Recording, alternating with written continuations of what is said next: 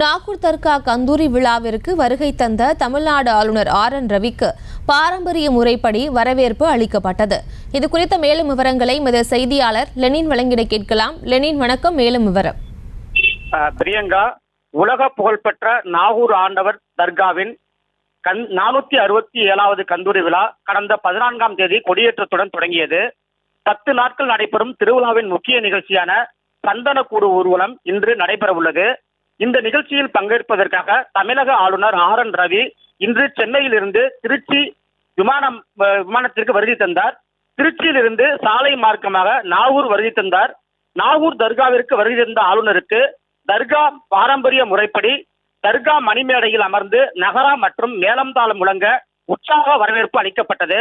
நாகூர் தர்கா managing trustee Haji Hussain Sahib, ஆலோசனை குழு தலைவர் செய்யது முகது கலிபா சாஹிப், ஆட்சியர் ஜானிதாம் வர்கீஸ், தஞ்சை சரக DIG ஜெயச்சந்திரன், மாவட்ட காவல் கண்காணிப்பாளர் ஹர்சிங் ஆகியோர் பூங்கொட்டு கொடுத்தும் சால்வை அணிவித்தும் வரவேற்றனர்.